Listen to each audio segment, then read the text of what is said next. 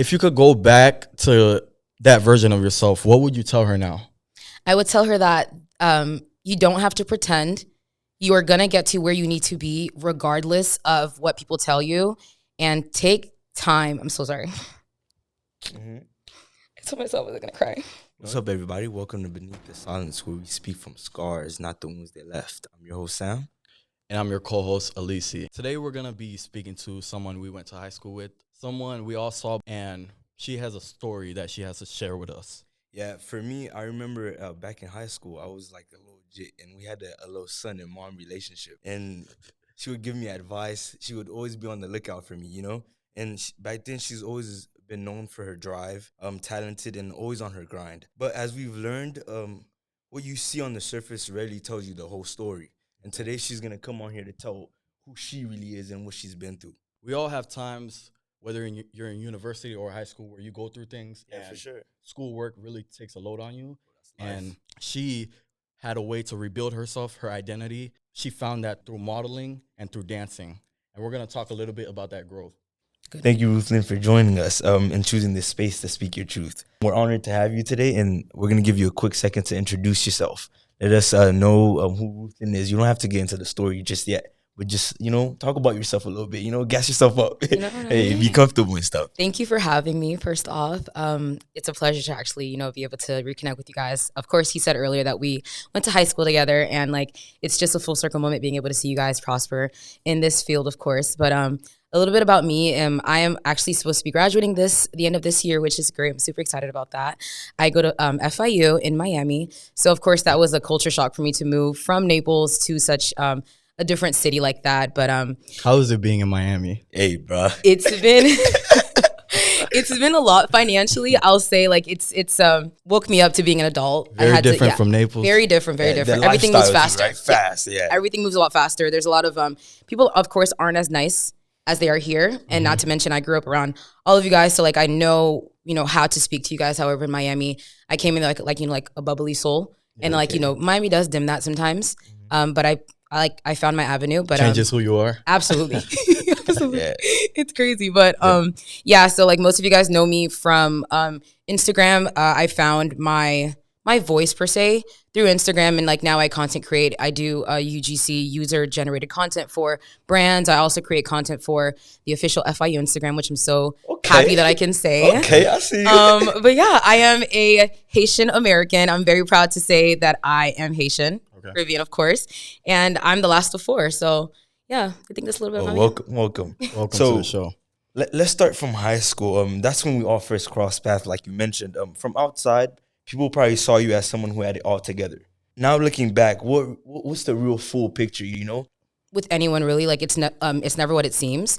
But I know that I was never faking anything because I'm someone who's very genuine on and off the camera. Obviously, before I went on social media, I knew that I had to be as authentic with myself before I actually put that towards an audience. But nothing was ever fake. I was never really trying to keep up with my friends in the sense that I wasn't trying to keep up with trends or anything like that. But yeah, some of them were moving at faster paces than I was, and I thought I had to keep up with them just to stay friends with them. And that unfortunately, put some type of pressure on you. Yeah, and those friendships are no longer alive, unfortunately. But I think that was for the best because God had to keep reminding me that you don't have to continue to try to fit into someone else's cookie cutter to be what I called you to be. Right. And in a sense, I did feel like there was a facade that I had to put on, especially because lately, we were faking. Yes, we were under a microscope. People either loved us or hated us, you know? And being the last of four, all my other siblings graduated from Laley with really high honors. And it put a lot of pressure on me to continue that, that legacy and not break that. So in a sense, yeah. When you reflect back on those years a little bit, what was something you wish people knew about you or understood better about you? I wish they understood that I don't have to fit in, I don't have to do your hobbies or, do the things that they were doing to be considered part of the conversation. They didn't want to have to constantly have to, sneak out of my house or, indulge in substances or even, indulge in things with my body that other people were doing to fit in. Did you feel like you had friends that were encouraging these things or pushing you to do these things? Peer pressure, you feel me? Kind of like a peer pressure type of situation. my friends were very understanding. I will say I had a great high school experience. Many people can't say that. However, like I said, some of the friendships that are not alive anymore, they never pressured me. But like I said, God really just spoke to me. He's like, he didn't even waste any time. He's like, yo, this fruit will rot your tree, because I was on the tree. They were my fruit, they were my fruit that were growing on the tree. And like, it was not prosperous at all. And they did, try to influence me to indulge in those, but I had to put my foot down now. So in a way, you're trying to say you think God cut some of those people out of your life, yes, for the betterment of yourself. Just so she could grow to what she needs to be. You feel me? Yes. Because like I feel like sometimes in life, we want a couple things, but that's not what we really need. You know, like, but God knows what we need at all times. So I feel like He probably did that just so you could become who you are now. Absolutely. Like, what did it cost you to keep that image, I can actually truthfully say that I was very happy. Like, those were my highest points of my life in high school. Because okay. I did actually surround myself with people that were, good to me and good friends to me. However, yes, I did feel like I had to sacrifice quite a bit. Like I said, like, my mental health was declining towards the end of high school because of so many things that happened. Not to mention, I was the post-COVID class, class 2021. We were kind of getting hard. the backlash from, COVID and stuff like that. But definitely, I will say this though, people around me, and it wasn't even just people in my circle, upperclassmen as well. Before I was a senior, of course.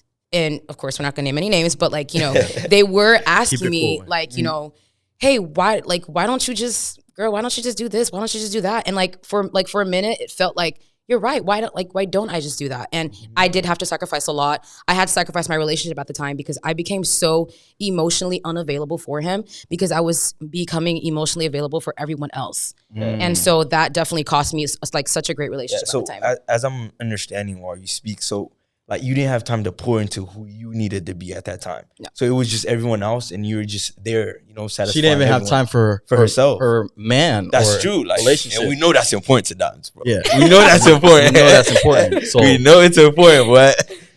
And I feel like there's definitely a stigma behind.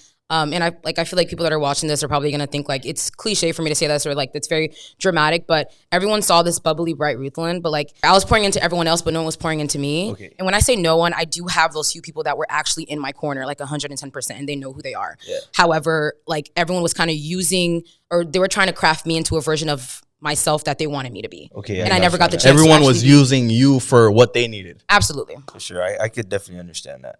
If you could go back to that version of yourself, what would you tell her now? I would tell her that you don't have to pretend. You are going to get to where you need to be regardless of what people tell you, and take time. I'm so sorry. I told myself I wasn't going to cry. No, it's okay. Like if that comes out, it's like, it's real. You feel me? So that's who you are. And now, like, looking back to who you used to be and looking at who you are now, seeing how God put His hand into your life, it's okay to pour out, because that's what we were here for. Beneath the silence, bro. Absolutely. You're telling your truth. That's who you are. Yeah, I would tell her that, you don't have to pretend to be someone that, not you're not, but like someone that everyone else wants you to be, to achieve what you want. Because like, if high school me were to see where I am right now, she would literally bow at my feet and be like, wow, we really did it. And like, just understanding that, hey, take time, breathe. You don't have to do it all. You went from high school into college with a lot of expectations, I bet. Like, expectations to like academic expectations from your parents. They want to see you a certain type of way. They want to see you go into a certain type of avenue or industry, right? When did you feel that pressure in university start to build up on you, where you reached a breaking point? It was definitely, for the ones that are in college, if you don't know this as well, after your first 2 years, like, sometimes it's after the first year, like, you're done with your prerequisite classes. So it's classes that don't really like relate to your major. Yeah. But you actually start getting into your major either halfway through sophomore year or into junior year. And like, you actually start taking classes that actually pertain to like what you want to study. My mom really wanted to be, she wanted me to be a nurse. And because like, she found out that like I was, going into like the business. Is that what you wanted to be? I actually did not. I actually really want to, like, people don't know this about me, but I wanted to be in dermatology because I'm really into skin and really into just like picking at stuff. She wasn't writing. She wasn't writing with that. No, she wasn't writing with the. She didn't mind if I was in like dermatology, but she wasn't writing with like what I'm doing now, like my marketing avenue. Because they don't understand it. They just don't, and like that's they true. don't understand the demand for it because they don't have that in Haiti. Yeah. You know what I mean? Once There's they no don't marketing in understand Haiti. something, it's automatically not good. Absolutely. Because like it comes from the fact that they want the best for you. Mhm. So they only give you advice with what they know. They're stuck with what they know, exactly. What they know. They didn't really elevate. And you can't shame them for that. No. So because you know it's where they come from, and like you know those fields is what makes money where they're from. Mm-hmm. But the academic pressure, or like just like the pressure, came in, of course, towards like junior year, because like I realized that, oh my gosh, like I may or may not fail these classes, or I don't know if I want to do what my mom and my dad want me to do, or if it's something that I want to, you know, like want to do, because I know that if I was going to go into nursing, I would hate my life. That's just me, and it's not because it's not your type of thing. That's just not, and I'm not into like medicine in that sense. I would love dermatology, but that's something that I would want to do in my own practice. That's such a different avenue. Nursing and dermatology are two different things. For sure. So yeah. Sometimes Haitian parents try and force you to go into something, maybe become a doctor or a lawyer, but that's not necessarily something you have a passion for. Like you have dancing, marketing. You're always good at marketing yourself, talking, being the front and center, I could say. Yeah. So that's something you saw yourself as. And sometimes I understand the fact that they want the best for you, financially, and for you to be independent. So and stable. Yeah, stable. And I feel like sometimes you have to put what you love to the side and focus on sacrificing who you are to be able to like make sure that you're good in the future. And then you can focus on what you love. Exactly. So like, you know, back up my next question. Was there a moment that made you realize things weren't okay beneath the surface? Like you were tired of just sucking up everything? Like, cause I feel like sometimes you never seem like the person that like always say how you felt at the moment. You would take things in, like someone could do something to you and you just take it and don't say nothing back, you know? So when did you feel like, bro, I gotta like put my foot down and start protecting myself? Or after that, I'm gonna be broken forever? Yeah. I think it was when I actually sat down and made that decision that I'm gonna go into marketing. So you switched majors. I did. Mm-hmm. What was your first? My first major was like general business, because I knew that I can switch into like medicine if I needed to. What did you tell your parents? Did you lie? Pretty adamantly. I just told them, like, I told them the truth in the sense that, like, I was like, yeah, you know, I'm taking prerequisites right now. I don't know yet, you know, because they don't understand American university like that. So they're just like, okay, they took it at face value. But yeah, I did have to lie a little bit. Told them that, you know, I'll look into it. I'm looking into nursing classes, but I mean, like, what? Yeah. And they're like, so when are you gonna take like that one, you know, like nursing exam? I forget what it's called, but they're like, oh, when are you gonna take that? I'm like, oh, I'll see if I want to take it and stuff like that. But they were a little disappointed. But I mean, that's just more motivation to. You eventually told them? Absolutely. Especially when like they found out that I wasn't graduating in April like I expected. Whoosh. That obviously was later, but that's to answer your question.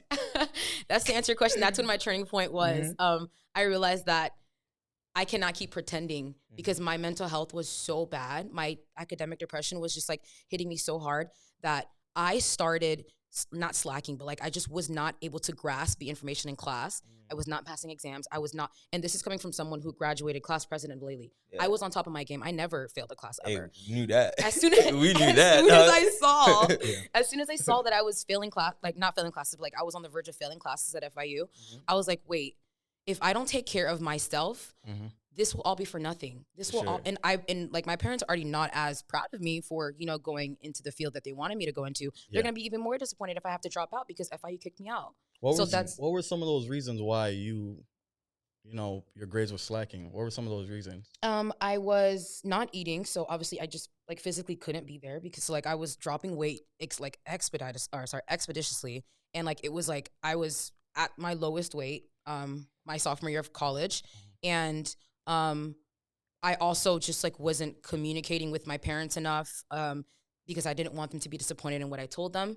It became very bad to the point where, they actually were going to come to Miami and come pick me up and be like, you're not living here anymore. Like you're coming back home.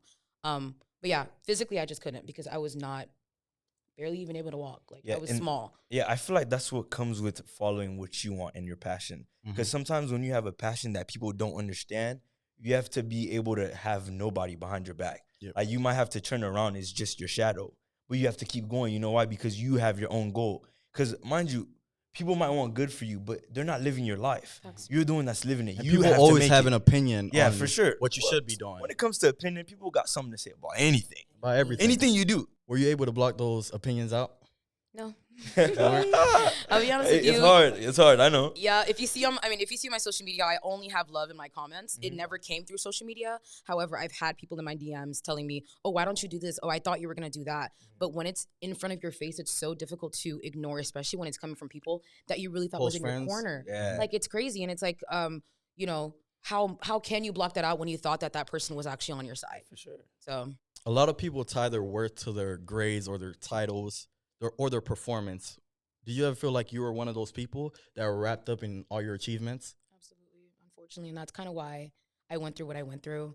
It was difficult for me to separate myself from my GPA because, like, that's kind of what they make it. You know, America does that, and I'm not gonna blame the country, but that's just the truth of it. If you there's a stigma that if you don't go to college, then you won't be successful, or if you don't graduate top of your class, especially as a Black woman.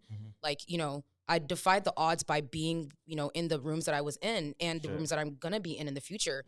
Like, people don't expect me to speak the way that I do. People don't expect me to dress the way that I do, or talk to the people that I do. So yes, I did tie myself to my grades, and if it slipped anything below a B at the time, it crushed me so bad to I'm like, am I even worth it? Like, it got so bad. Hey, some people have a C in their happy field day. You feel me? That's me Dude, now. Hey, That's did me I? now. Field day. It is Mama, what- I made it. It is what it is. type of C's thing. get is. degrees, okay? Yeah, C's hey. get degrees. What would you say to someone who's listening, who's silently battling academic burnout and perfectionism?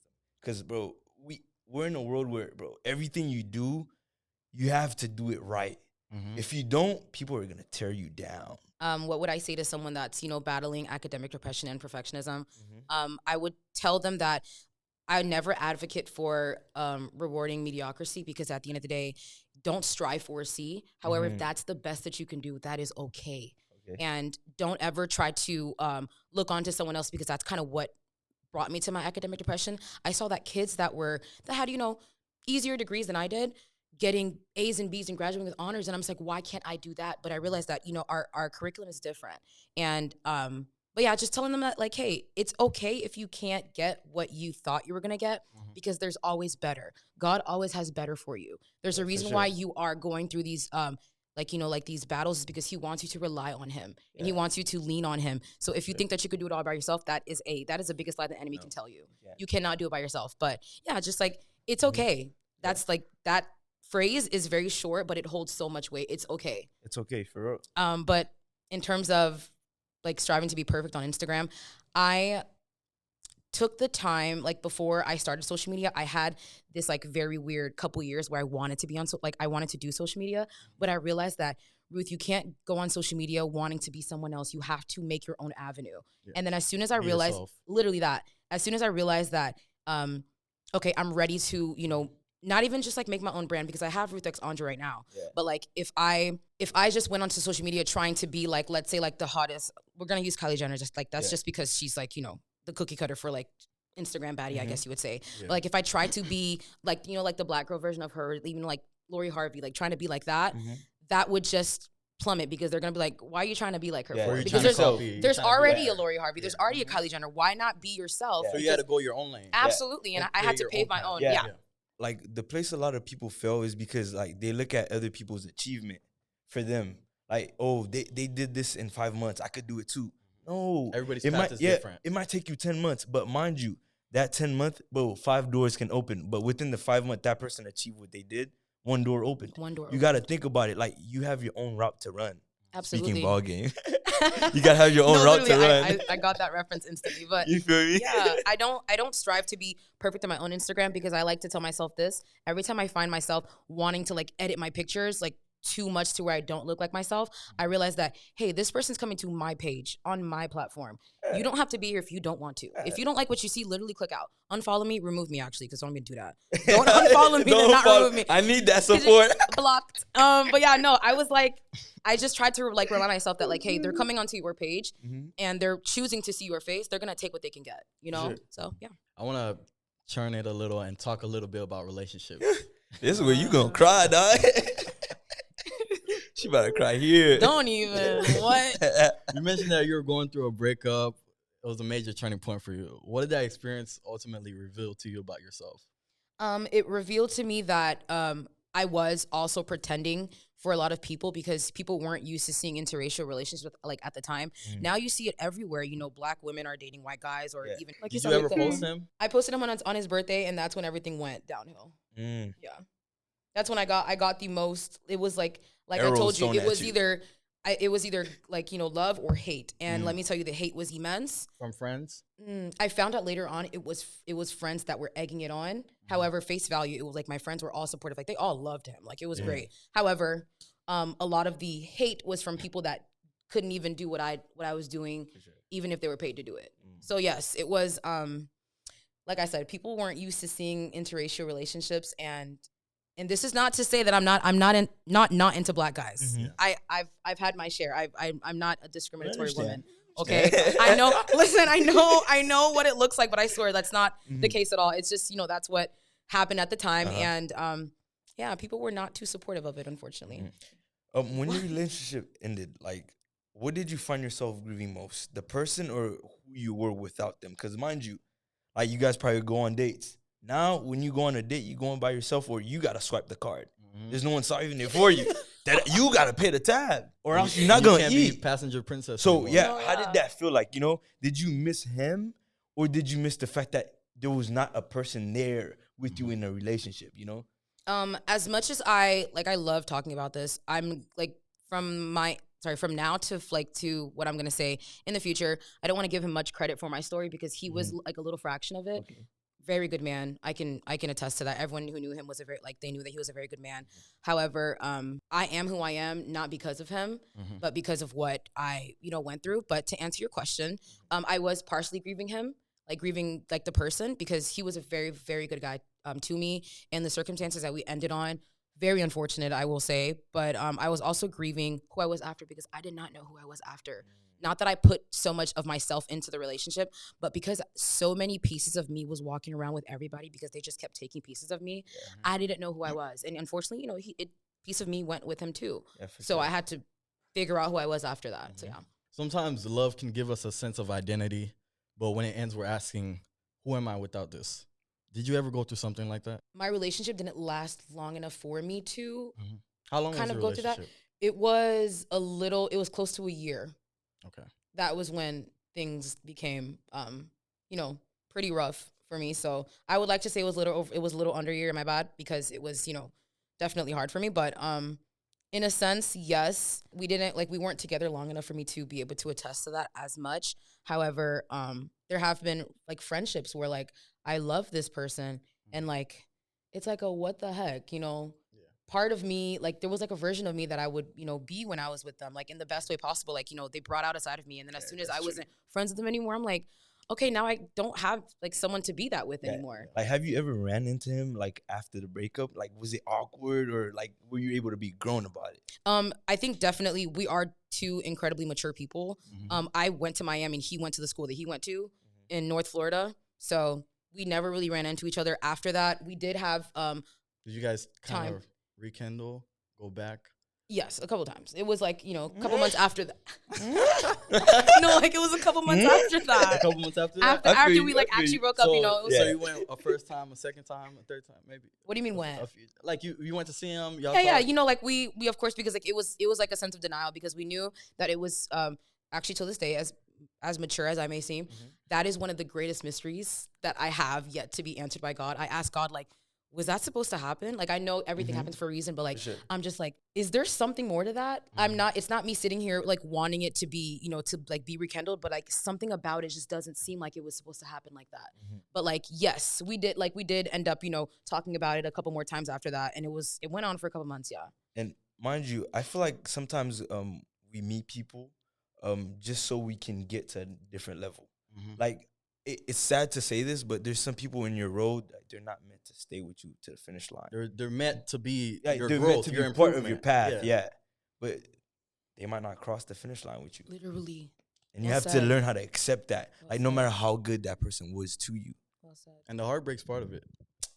You're gonna be heartbroken. How did you begin the process of rediscovering yourself afterwards? Because mind you, after the breakup, you probably still in school. 6 assignments. There's 11:59 waiting for you on a Sunday.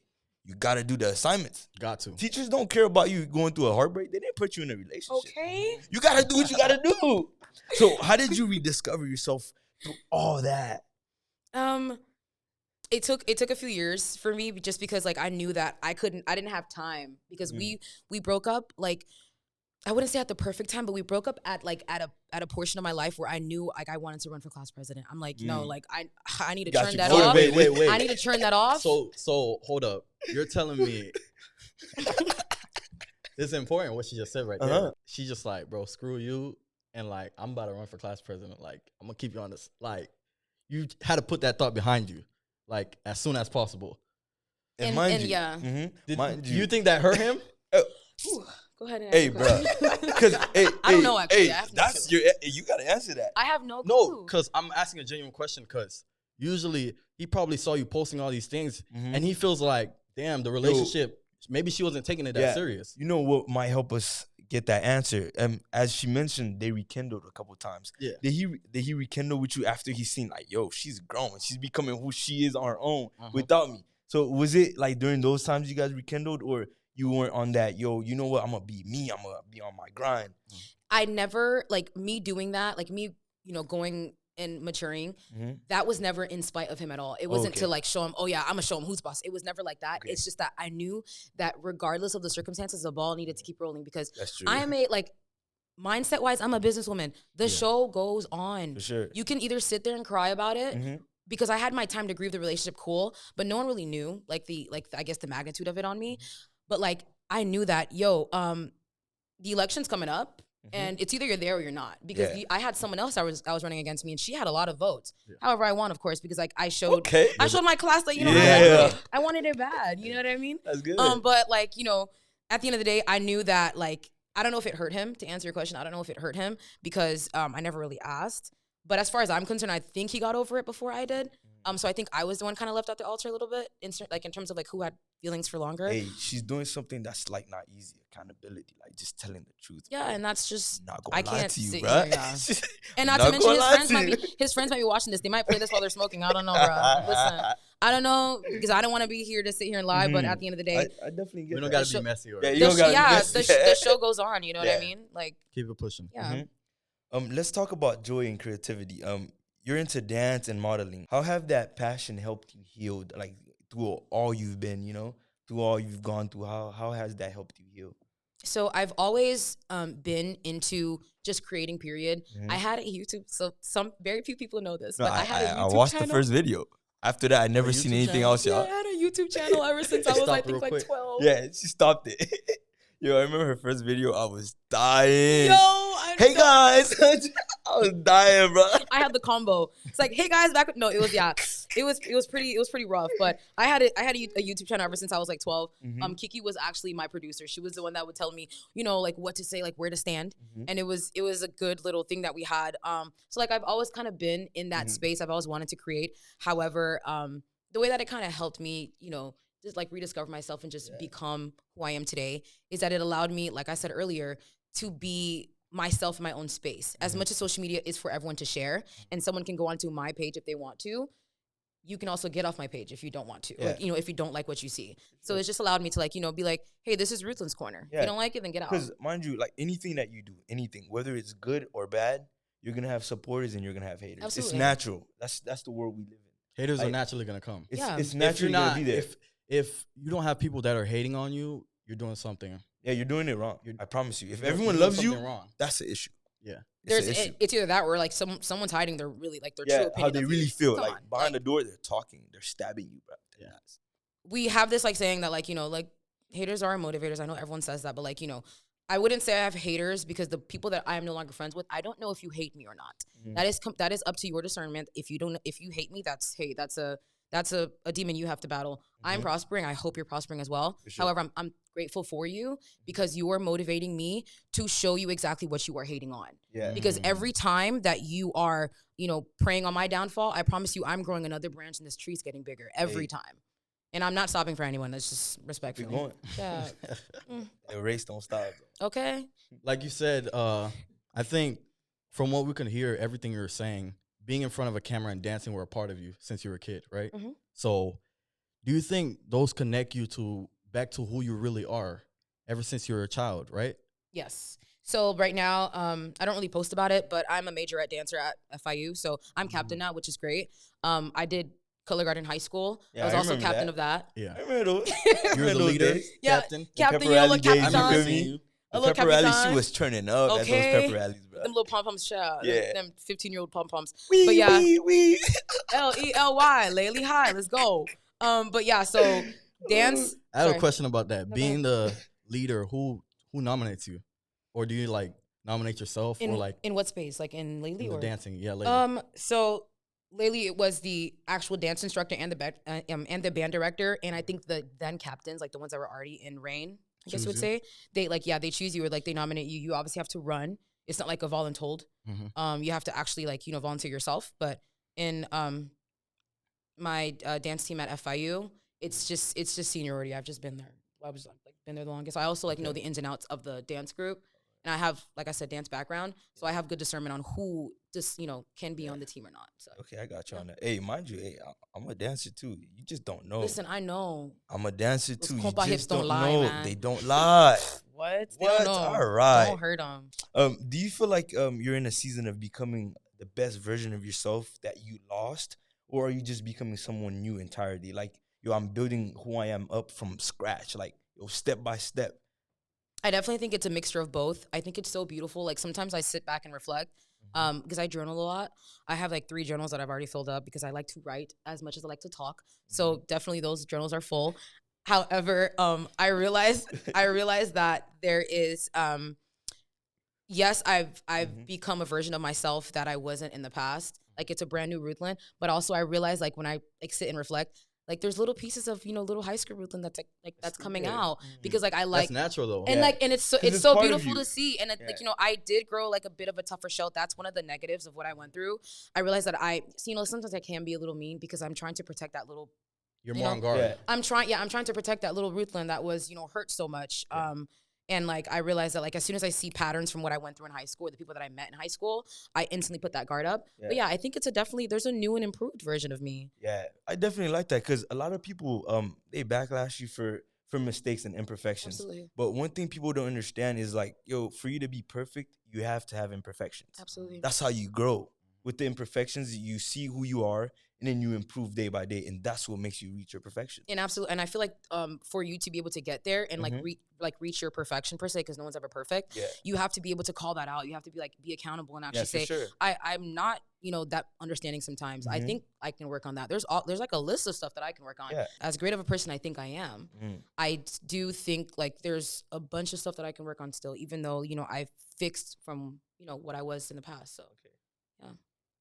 So you talked a little bit about journaling, and what does your day-to-day look like with healing nowadays? Do you like journal every day, or is it like, what does that look like for you? I'm constantly, I think right now I still have some, discrepancies with like my schedule period because people who know me know that I'm always doing something. Like I really have no time to really just like sit. I do, but like, let's be honest, sometimes the balance isn't as healthy because I'm always doing something. Yeah.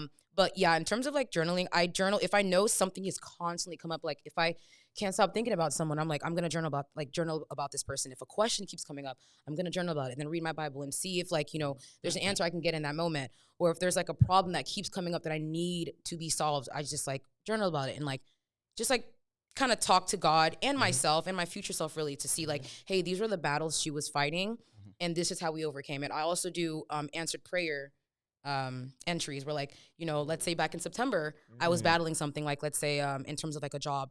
And then in August, I get like October, I get like a job that like I never thought I'd have. We want to ask you a few soulful questions. No right or wrong answers or anything. Just what your heart tells you, the first thing that comes to your mind. What's something you're still grieving, even if you don't talk about it often? Like, bro, it just comes back to you. Like, it's happened a long time ago, but like just the fact that it's still part of your memory, it just comes back. And sometimes they be popping up when you're growing hard. Like, yo, you're elevating, and that thing just comes back to you. Like, yo, it's a mistake or something. Like, it just, it's just a bad energy that's trying to break you down. Like, what's one of those things like that you're battling right now? Something that comes to my mind all the time, and I hate to bring this up again because I know we already, talked about this like section of my life, was how badly I treated my relationship. How badly I neglected my relationship once people's opinions just started closing in on me. There was like this whole like piece of drama, and I'm gonna be like a little open for a second. Like I was going through with my family because like my dad obviously really wants me to be with a Haitian man. Not saying that I'm opposed to being with a Haitian man. Nick fought. Okay, yeah, Nick fought. You know what I Nick mean? fought. So like he wanted me to be with someone that parce que il dit blanc divorcé trop. So that's why he didn't want me to be with a blanc. That had nothing like that didn't even cross my mind once. So there was a whole thing that went on with my parents where like, there was people at my church that were talking about me. Everyone knows that, I am someone who is not engaging in sexual activity. So there was rumors going around about me at like not at my church, but like people from my church were telling my parents that, hey, your daughter's doing this and this with a boyfriend, especially to make it worse, he's white. So yes, They're just creating lies. That replays my head so often because of how badly he did not deserve that. He did not deserve to go through what just like the neglect that I put him through because of what other people were saying on my side of the world. He should have gotten 100% of me regardless of what was happening. The Haitian culture, it's just so bad. Like and like. Trust me, like I relived like how that situation went, not with him, but just with like on my side of the world, how like my parents looked at me or how like my parents are really great people. So for me to go through that with them, I was like, oh my gosh. It made you look at them different? Is this a turning point? Yeah. Did you feel like you had to hide the truth from him a couple times, like just to protect who he was? Or did you always tell him like how it was, like what was being said, or did he just find out on his own? I did have to hide. Because he just wouldn't understand it. He's like he was from the other side of the world. Like he wouldn't like Caribbean culture is something that is so it's like you have to know. Yeah. It's not something that like you can actually sit there and like, understand like right off the bat. It's so intricate. You would honestly think your parents are probably crazy. Yeah, absolutely. And the thing is I know everyone that knows my parents knows that my parents are the sweetest people ever. So like, especially because I would be telling him from such an emotional perspective, he'd be like, who are they and how can I like get rid of them? Like for what? sure. Hey. Absolutely. And did that like kind of play an effect on your relationship with your parents? Like, did that cause you guys to fall out, or how was that like that dynamic?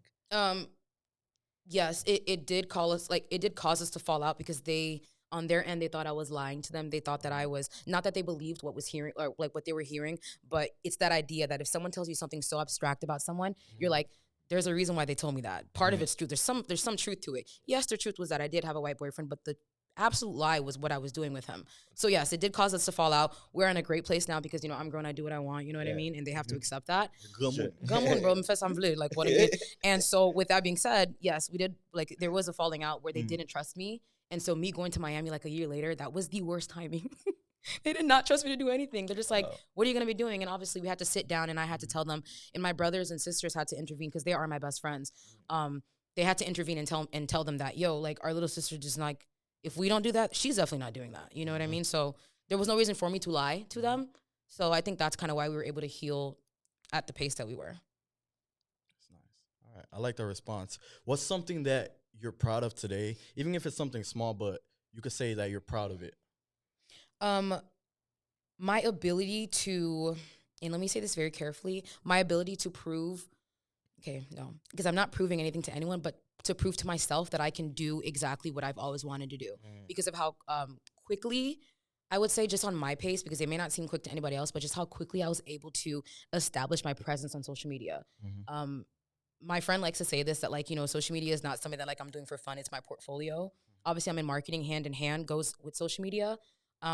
It's my portfolio and how like quickly I was able to establish, and effectively actually, I was able to establish my voice on social media. Like people that, and I'm not saying this to brag at all, but I was at the Creator Social when it happened. Yeah. And I had a couple girls coming up to me like, oh my gosh, are you so-and-so from, I was like, there's no way you know me at all. It felt good. And it felt so good because like, it wasn't like they were standing in the corner whispering, oh, is that so-and-so from, it was like they coming up to me to give me accolades. And what made it better is that they were Black women. I want to I want to create that, like that, not path for them, but like create that environment for them that like they can ask me questions or we can either collab in the future. Like it was so great to like be able to see that, hey, Ruthline, you were able to do exactly what you said you were going to do. So yeah. It's almost as if you were meant for it. No, literally. I mean, maybe I was. I don't know. So if you could sit with your younger self and guide them like in an easier way to get to where you are now, how would you, kind of pivot their path like without having to like go into back to the details you already mentioned, like just little key points that you would kind of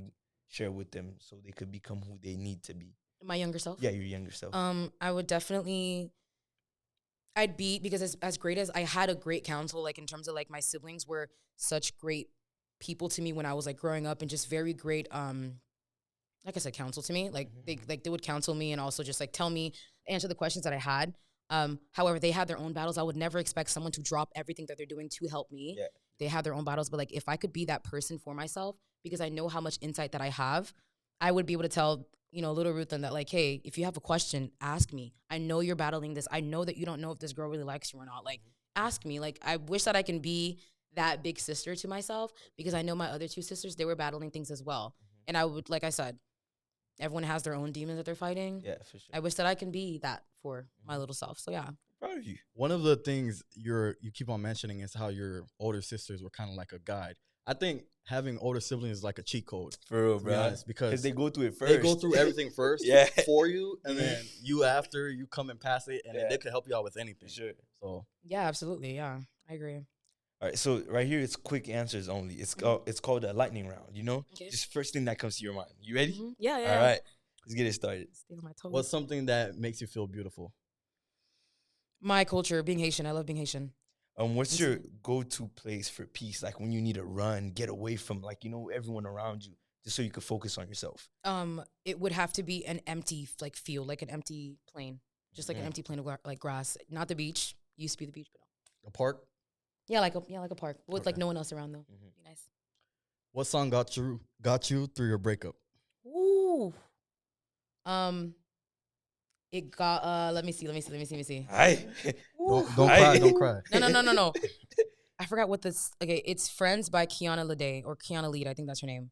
Yeah, "Friends." If you guys want to play it on the track, you know what I mean. Don't make me cry. No, we got you. If you could model anywhere in the world, where would it be? It would definitely be in France, because my father is, he's from France. So One word to describe who you are right now. resilient, because of everything I went through. This segment right here is called Leave Your Mark Challenge. This is where the guest brings an item or an object that symbolizes importance to them. They're going to let us know who gave it to them, where it came from, and what does it mean to have that object, like on the day-to-day life? So this is a ring.